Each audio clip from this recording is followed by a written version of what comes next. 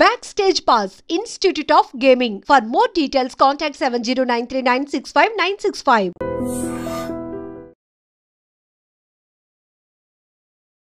Hi hello నమస్తే welcome back to iDream Media. ఈరోజు మనతో ఉన్నారు హైకోర్టు అడ్వకేట్ అయిన పృథ్వీ గారు. అయితే H1B వీసాల పరిస్థితి ఏంటి, ఇప్పుడు వాటిపై ఉన్న అప్డేట్ ఏంటి అని తెలుసుకుందాం. నమస్కారం సార్. నమస్తే సార్, H1B వీసాలు ఇకపై ఏ విధంగా తారుమారు కానున్నాయి, దాంట్లో ఉన్న అప్డేట్స్ ఏంటి, అందులో ట్రంప్ ఎలాంటి డెసిషన్స్ తీసుకోబోతున్నారు అంటారు? మనకి H1Bకి వెళ్ళేటప్పుడు first we have to know about how many visa structures are there. US ఎన్ని వీసా స్ట్రక్చర్స్ ఇస్తాయి అంటే అక్కడ ఉండేటువంటి ఇమిగ్రేషన్ లాస్ ప్రకారం మనం ఆలోచిస్తే దాని మన సిచ్యుయేషన్ మనకు అర్థమవుతుంది. ఫస్ట్ అంటే ఎంత ప్యాథటిక్గా మనం ఇండియా నుంచి అబ్రాడ్ వెళ్ళాలి అనే దాని మీద మనం వేసి ఎతికేటప్పుడు వీసాస్ని ఒకసారి వెరిఫై చేస్తే కానీ మనకి క్లియర్ ఐడియా ఉండదు. మనకి అక్కడ ఒక 6 to 7 టైప్స్ ఆఫ్ వీసాలు ఉంటాయి. ఒకటి ఇమిగ్రేషన్ వీసా అంటారు. ఇమిగ్రేషన్ అంటే పర్మనెంట్గా వచ్చి సెటిల్ అయిపోండి అని చెప్పేసి పిలిచి ఆ కంట్రీలో సెటిల్ అవ్వమని చెప్పేసి అడిగేటువంటి ఒక పద్ధతి, దాన్ని ఇమిగ్రేషన్ వీసా అంటారు. ఇమిగ్రేషన్ వీసా అప్పుడు ఏంటంటే దాంట్లో ఒకప్పుడు వెళ్ళి సెటిల్ అయిన వాళ్ళు, ఎప్పుడో ఆల్రెడీ ఉన్నవాళ్ళు, అంటే చెప్పాలంటే శరణార్థులు అని చెప్పచ్చు. అక్కడికి వెళ్ళి ఉన్న వాళ్ళకి ఆ కంట్రీ డిక్లేర్ చేసింది. మెయిన్గా ఏంటంటే ఈ యూరోపియన్ కంట్రీస్ నుంచి ఎట్లా సెటిల్ అయిపోయిన వాళ్ళు వాళ్ళందరూ కూడా వాళ్ళకి ట్రంప్ సపోర్ట్ చేస్తున్నాడు. ట్రంప్ సపోర్టింగ్ పాలసీ అర్థం వాళ్ళు ఫస్ట్ వాళ్ళకి ట్రంప్ సపోర్ట్ చేస్తున్నాడు. మొన్న ఎలక్షన్లో కూడా వాళ్ళకి సపోర్ట్ చేస్తున్నాను అంటే ఈ నీగ్రోస్ కానీ లేకపోతే యూరోపియన్స్ కానీ వాళ్ళందరూ శాతం ఎక్కువ. యాక్చువల్గా యుఎస్ తీసుకుంటే యుఎస్ ఈజే దాంట్లో యుఎస్ వాళ్ళు ఎవరంటే ఎవరు ఉండరు, అందరూ ఇంకో చోట వెళ్ళి సెటిల్ అయిన వాళ్ళు. ఇంగ్లాండ్ నుంచి వెళ్ళి సెటిల్ అయితే వచ్చింది USA, country of immigration, country of immigration rightly said. అందుకని ఏంటంటే దాంట్లోనే ఏమన్నాడంటే ఇమిగ్రెంట్స్, నాన్ ఇమిగ్రెంట్స్ అన్నాడు. ఇమిగ్రెంట్స్ అంటే ఎప్పటి నుంచో వచ్చి సెటిల్ అయిపోయి ఉన్న వాళ్ళందరూ కూడా, అండ్ నాన్ ఇమిగ్రెంట్స్లో కేటగిరీస్లో ఇవన్నీ వస్తారు. దాంట్లో ట్రాన్సిట్ వీసా అని చెప్పేసి అంటారు. ట్రాన్సిట్ వీసా అంటే ఏంటంటే ఒక కంట్రీ నుంచి ఇంకో కంట్రీ వెళ్ళేటప్పుడు కొంచెం కొన్నాళ్ళు ఉండి వెళ్తాం కోసం అని వచ్చేది ట్రాన్సిట్ వీసా. ట్రాన్సిట్ వీసా కూడా ఇట్స్ రెగ్యులేషన్, ఇది నిన్నాళ్ళు ఉండాలి అన్నారు. మనకి H1B దగ్గరికి వచ్చేసరికి ఈ ప్రాబ్లం వస్తుంది. H1B ఏంటంటే అక్కడ ఎంప్లాయ్మెంట్ కోసం మన వాళ్ళు వెళ్ళినప్పుడు అంటే ఏమవుతుందంటే ఒక కంట్రీ మనం పిలిచేటప్పుడు ఇండియన్ సిటిజన్స్ని పిలిచేటప్పుడు we are living here as a citizen of India. మనకి సిటిజన్షిప్ పోట్ల, సిటిజన్షిప్ హోల్డ్ చేసుకుంటున్నాం. సిటిజన్షిప్ హోల్డ్ చేసుకుని మనం అక్కడికి వెళ్తున్నాం. ఏమని చెప్తున్నాం, మన తెలుగు మాస్ లాంగ్వేజ్ చెప్పాలి, నిలవలు వెళ్తున్నాం మనం. నిలవలు వెళ్ళి అక్కడికి వెళ్ళి కొన్నాళ్ళు ఉండి మనం ఏదో సంపాదించుకుని మళ్ళీ వెనక్కి రావాలి. దానికి ట్రంప్ ఏం మాట్లాడాల, దానికేం ట్రంప్ వ్యతిరేకేం కాదు. కానీ వెళ్ళిపోయి ఇందాక చెప్పాను చూసారు పర్మనెంట్ వీసా, దానికోసం ట్రై చేస్తున్న వాళ్ళకి వ్యతిరేకం అని చెప్తున్నాడు. అంటే ఇప్పుడు ఏ కంపెనీ అయినా సరే ఇప్పుడు మెయిన్ ఎక్కువ సెక్టర్ వెళ్ళేది మెడికల్ అండ్ సాఫ్ట్వేర్ సెక్టర్స్ వెళ్తారు. మెడికల్ రూల్ అవుట్ లేండి, సాఫ్ట్వేర్ సెక్టర్లో వెళ్తారు. Software and science and technology అంటే ఈ స్పేస్ ఇంజనీరింగ్ కానీ వీళ్ళు కానీ సైంటిస్టులు వెళ్తూ ఉంటారు. ఈ సాఫ్ట్వేర్ సెక్టర్లో వెళ్ళే వాళ్ళు H1B వీసా మీద వెళ్తారు. దట్ ఈస్ ఫర్ ఎంప్లాయ్మెంట్, అంటే కాంట్రాక్ట్ ఎంప్లాయ్మెంట్ ఉంటుంది. ఇండియా లాగా నీకు ఎంప్లాయ్మెంట్ వచ్చారంటే 60 years వరకు నీకు రిటైర్మెంట్ వరకు ఇదే ఎంప్లాయ్మెంట్ అనేది అక్కడ ఏమి ఉండదు. దేనికైనా కాంట్రాక్ట్ అనేది ఒకటి ఉంటుంది. మనం ఫస్ట్ ఆ పాలసీ అర్థమైతే మనకి మన ఇక్కడ మనం పడుతున్న ఆందోళన కానీ ఆదుర్ద కానీ అర్థమవుతుంది. ఫస్ట్ ఈ కాంట్రాక్ట్ అంటే ఏంటి, ఒక 6 months కాంట్రాక్ట్ ఇస్తాడు, లేకపోతే 1 year కాంట్రాక్ట్ ఇస్తాడు, లేకపోతే 2 years కాంట్రాక్ట్ ఇస్తాడు. మన వాళ్ళు చాలా తెలివైన వాళ్ళు, మన మెయిన్గా ఏంటంటే తెలుగు వాళ్ళు చాలా తెలివైన వాళ్ళు. అక్కడికి వెళ్ళిపోయి ఆ కాంట్రాక్ట్ అయ్యే లోపల అక్కడ రిజిగ్నేషన్ ఇచ్చేసి ఇంకో దాంట్లోకి వెళ్ళిపోతారు. ఓకే, కొత్త కాంట్రాక్ట్లోకి ఎంటర్. అంటే ఫర్ ఎగ్జాంపుల్ ఇక్కడ నుంచి ఒరాకిల్ కార్పొరేషన్కి వెళ్ళాడు అనుకోండి. ఒరాకిల్ కార్పొరేషన్ ఒక 9 months 11 months 1 year కాంట్రాక్ట్ ఎవరు 11 months కాంట్రాక్ట్ ఇచ్చాడు అనుకోండి. వాడు ఏం చేస్తాడంటే 10th monthకి వచ్చేసరికి వెంటనే ఒరాకిల్ నుంచి ఇంకొక వేరే దాంట్లోకి షిఫ్ట్ అయిపోతాడు. అప్పుడు ఏమవుతుంది, కొత్త కాంట్రాక్ట్ స్టార్ట్ అయిపోతుంది. కొత్త కాంట్రాక్ట్ స్టార్ట్ అయ్యేసరికి ఆటోమేటిక్గా ఈ లోపల వాడు పెళ్లి చేసుకుంటాం, పిల్లలు కంటాం, ఏదో అవుతుంది. ద మూమెంట్ పిల్లలు పుట్టారు అంటే ఆ పిల్లవాడికి పర్మనెంట్ వీసా వస్తుంది. అవును, అక్కడ by birth permanent visa holder యొక్క ఫాదర్ ఏమవుతుంది, ఖచ్చితంగా వాడికి కూడా స్టేటస్ ఇవ్వాల్సిందే. దీనికి ప్లానప్ చేస్తారు అక్కడికి వెళ్ళిన వాళ్ళు చెప్తున్నారు. వాళ్ళ మైండ్ సెట్స్ అట్లా ఉంటాయి. ఇక్కడ నుంచి మనకి అదంతా కనపడదు, ఫోర్కాస్టింగ్ కనపడదు. For example let us assume that Pakistan నుంచి ఇండియా వస్తున్నాడండి ఎవరైనా, బంగ్లాదేశ్ నుంచి ఇండియా వస్తున్నాడు, మనం ఒప్పుకుంటాం అట్లా ఒప్పుకుంటాం? ఎందుకు ఒప్పుకోం? థ్రెట్ అనుకుంటాం ఒక్కొక్కసారి వేరే కంట్రీ థ్రెట్ అంటున్నారు కాబట్టి నేనేం మాట్లాడలేదు. నేపాల్ నుంచి ఇండియా వస్తున్నారు, లేదా శ్రీలంక నుంచి ఇండియా వస్తున్నారు, మాల్దీవ్స్ నుంచి ఇండియా వస్తున్నారు, ఇంకా పూర్ కంట్రీ బర్మా నుంచి ఇండియా వస్తున్నారు, ఒప్పుకుంటాం మనం? నాన్ రెసిడెంట్స్ కాబట్టి వాళ్ళకి వచ్చేసరికి ఎందుకు మనం రెస్ట్రిక్ట్ చేస్తాం? మనం నాన్ రెసిడెంట్స్ కాదు అక్కడ. Of course these people don't want to come back to India. India వద్దు నాకు, ఇంకా అక్కడికి వెళ్ళిన తర్వాత నాకు ఇండియా నేను రాను, మీరు ఏం చేసుకుంటారు చేసుకోండి, నేను ఇండియాకి రాను అనేటువంటి తత్వానికి వాడు వ్యతిరేకం. ఓకే, ఆ తత్వం మనకు ఉండకూడదుగా. జాబ్కి ఇప్పుడు ప్రాబ్లం లేదండి. ఇప్పటికి ఈవెన్ టిల్ టుడే ఇమైగ్రేషన్లో చైనాని ఎప్పుడైతే పక్కన పెట్టేస్తున్నారు, ఇంకా ట్రంప్ విషయానికి లెటెస్ట్ కమ్ టు ట్రంప్ తర్వాత ఇద్దాం.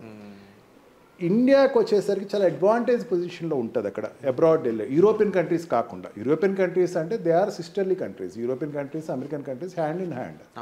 ఏషియన్ కంట్రీస్లో అయినా ఇండియన్ కంట్రీ నుంచి వెళ్ళే వాళ్ళందరూ కూడా ఇంజనీర్స్ ఎక్కువ వెళ్తారు అక్కడికి.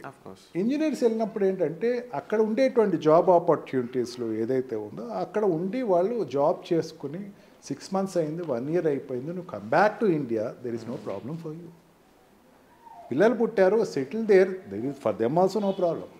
కానీ వాడు ఏం చేస్తాడంటే ఆ కాంట్రాక్ట్ అయిపోయిన తర్వాత అక్కడికి వెళ్ళిన తర్వాత, నేను ఇమిగ్రేషన్ అడ్వకేట్ని అండి, నేను సిటీలో ఇమిగ్రేషన్ అడ్వకేట్ని, నాకు వచ్చే పెద్ద కేసెస్ చెప్తున్నాను ఎట్లా ఉంటాయంటే, సార్ నేను అక్కడికి వెళ్ళాను సార్, నన్ను పంపించేశారు సార్. దేనివల్ల పంపించారు? బిలీవ్ ఇట్ ఆర్ నాట్ అండి, విరాట్ ఒక మాట అడుగుతున్నారు. విరాట్ ఇక్కడ నుంచి ఇండియాకి అక్కడ ఇండియా అనేటువంటి ఊసే వద్దు నాకు అన్న వాళ్ళకి ట్రంప్ వ్యతిరేకం. Okay, you come here, do job, because when you are doing job మీ వల్ల మా కంట్రీ డెవలప్ అవుతుంది, డెఫినెట్లీ, అంతేగాని మాకేం నష్టపోవట్లేదు అన్నది ట్రంప్ ఉద్దేశం. వీళ్ళకి ఏంటంటే ఇక్కడి నుంచి అక్కడికి వెళ్ళిపోయి అక్కడ నాకు వచ్చే కేసెస్ చెప్తున్నాను, నాకు వచ్చేటువంటి ఇమిగ్రేషన్ అంటే అక్కడి నుంచి నెట్టేయబడ్డ వాళ్ళు. అర్థమైంది. ఇప్పుడు నా కార్ పార్కింగ్ ఈ స్టూడియో ముందు పార్క్ చేసేటప్పుడు 4 సార్లు చూసుకున్నాను, ఎందుకంటే పార్కింగ్ జోన్ లేదు నాకు. పార్కింగ్ జోన్ లేక ఎక్కడో పక్కన పార్క్ చేశాను. It is crime against in US. Okay, 4 times అట్లా క్రైమ్ చేస్తే వాడిని డిపోర్ట్ చేస్తారు. ఓహో, ఇండియా అక్కడ ఉంచరు. అండ్ మనకి చెత్త ఎక్కడెక్కడ పడితే అక్కడ పడేసేయటం అలవాటు ఉంటుంది, రీసైక్లింగ్ బిన్స్. మనకేంటంటే ఈ చెత్త ఎక్కడెక్కడైతే అక్కడ పడేయటం అనేది ఒక క్రైమ్. దానికి టికెట్ ఇస్తారు, దాని టికెట్స్ అంటారండి. అంటే మనకి ఇక్కడ చలానాలు ఎట్లా టికెట్ ఇస్తారు. ఆ టికెట్స్లో ఎక్కువ నాళ్ళు ఉంటే ఆ ఉండేటువంటి జడ్జి ఇక్కడికి పంపేస్తాడు. ఆ రీజన్ మీద కూడా డిపోర్ట్ చేస్తారు. ఎక్కువ అయ్యే అండి. ఓహో, చాలామంది అది తెలియదు, అది వాడు ఇక్కడికి వచ్చి ఆ మాట చెప్పడు. అండ్ ఆల్సో వీడు కొన్ని ఏరియాస్కి వెళ్ళకూడదు. అండ్ ఆల్సో గ్యాంబ్లింగ్ ఆడకూడదు. ఇండియన్స్ ఎవరు కూడా అక్కడ గ్యాంబ్లింగ్ ఆడకూడదు.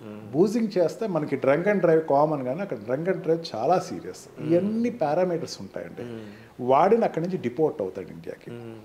లేదు, స్టూడెంట్ వీసాలోకి వెళ్తారండి. స్టూడెంట్ వీసా వెళ్ళినప్పుడు ఏంటంటే వాళ్ళు ఆ కాలేజ్ ఆ యూనివర్సిటీయే జాబ్ ప్రొవైడ్ చేస్తుంది. జాబ్ ప్రొవైడ్ చేసినప్పుడు ఏంటంటే ఆ స్టూడెంట్ వీసా ఆ జాబ్లే వీడు చేయాలి. అంటే అక్కడ ఇన్సూరెన్స్ ఎక్కువే, లోన్స్ ఎక్కువే. వీడు ఏం చేస్తారంటే అక్కడ లోన్ ప్రొవిజన్ ఇచ్చినప్పుడు ఆ కంపెనీ ఆ కాలేజ్ చెప్తుంది, మీరు పలానా ట్యూషన్ సెంటర్లో ట్యూషన్ చెప్పండి, లేకపోతే పలానా బేకరీకి వెళ్ళి మీరు వర్క్ చేయండి, వాడేస్తాడు. మన Indians are very smart enough. వీళ్ళు ఏం చేస్తారంటే ఓటీ చేస్తారు. ఎక్కడ చేస్తారు? అక్కడ కాకుండా ఇంకో చోట చేస్తారు. వాడు ఏమనుకుంటాడంటే నన్ను ఎవరు చూడలేదు కదా అనుకుంటాడు. చాలా పెద్ద పొరపాటు అండి. అది క్రైమ్. అక్కడ తెలిసినట్టు ఉంటే కనుక ఎక్కడ ఆపరండి వాళ్ళని. అక్కడ కూడా మాట్లాడు అవన్నీ వాడికి ఒక రికార్డ్ ఇచ్చి వాడు వచ్చేటప్పుడు సెకండ్ స్టేషన్స్లో, అంటే ఎక్కడైనా సౌదీ కంట్రీస్లో కానీ లండన్లో కానీ ఫ్లైట్ మారే జోన్ ఉంటుంది కదా, అక్కడ వాడికి ఒక టికెట్ ఇస్తాను. You are deported from US, you cannot come back to US. Okay, complete checkmate లాగా. చెక్మేట్. దీనిని ట్రంప్ టైటన్ అప్ చేస్తున్నాడు. ఇది మనకు కొంచెం ఇబ్బందిగా ఉంది. అండ్ డిపెండెంట్ వీసా అంటే ఇది వరకు ఏంటంటే ఇప్పుడు తగ్గింది. ఇది వరకు ఏంటంటే ఎవరో అక్కడ అమ్మాయిని చేసుకుంటాం, ఆ అమ్మాయి ప్రకారం వెళ్ళిపోవడం, అక్కడ డైవర్స్ తీసేసుకుంటాం. డైవర్సెస్ సిస్టము ఈ సిస్టమ్ అక్కడ ఇచ్చేస్తుంది. కాబట్టి ఎవరున్నారు అంటే ఇప్పుడు 3 పారామీటర్స్ చెప్పాను కదా విరాట్ మీకు. స్టూడెంట్ కంప్లీటెడ్ దేర్ డిగ్రీ ఏం చేయాలి? ఇండియా వచ్చేయాలి వెంటనే. వాడు రాడు, వాడు అక్కడే వాడి వీసా ఎక్స్పైర్ అయిపోద్ది. వాడు వీసాని పాస్పోర్ట్ని పెట్టుకుని ఎక్కడో దొంగచాటుగా ఉంటాడు. అట్లా ఉండేవాళ్ళు thousands and thousands of children ఉన్నారు అక్కడ. ఓహో. అండ్ సెకండ్ వాడు ఏంటంటే ఇందాక చెప్పాను చూసారా మీకు, ఈ టెంపరీ వీసా మీద H1B వీసా మీద వెళ్ళిన వాళ్ళు ఏంటంటే వాడు జాబ్ అయిపోయింది, నెక్స్ట్ జాబ్ రాలా, కానీ అక్కడి నుంచి ఇండియా రాడు. అక్కడే ఒరేకల్ అనుకున్నాం కదా, ఒరేకల్ 11 months కాంట్రాక్ట్ అయిపోయిందండి. 9th month 10th month next job రాలా, 11th month వరకు కాలయాపన చేశాడు. 11th month అయ్యేసరికి కాంట్రాక్ట్ అయిపోయింది కదా, వాడికి వెంటనే ఎగ్జిట్ పర్మిట్ ఇచ్చేస్తుంది. ఎగ్జిట్ పర్మిట్ తీసుకుని ఏం చేయాలి, కామ్గా ఎయిర్పోర్ట్కి వచ్చేసి ఇండియా వచ్చేసారు. వాడు రాడు, అక్కడే ఏం చేస్తాడు, ఎగ్జిట్ పర్మిట్ తీసుకుని అక్కడ ఒక స్టేట్ నుంచి ఇంకో స్టేట్, అంటే ఇక్కడ ఆంధ్రప్రదేశ్ నుంచి తెలంగాణ, తెలంగాణ నుంచి తమిళనాడు, ఇట్లా ఉండదు అక్కడ ఏవి. ఏ స్టేట్ ఆ స్టేట్ ఒక కంట్రీ అక్కడ. ఫెడరల్ కంట్రీస్ అవి, ఫెడరల్ స్టేట్స్ కాబట్టి ఒక కంట్రీ లాగా వాళ్ళ స్టేట్ పాలసీ వాళ్ళకే ఉంటుంది, పక్క స్టేట్ పాలసీ వాళ్ళకే ఉంటుంది. అంతేగాని ఇట్ ఈస్ నాట్ ఎంటైర్గా యూనియన్ ఇండియా రూల్ చేసినట్టు అక్కడ రూల్ చేయదు.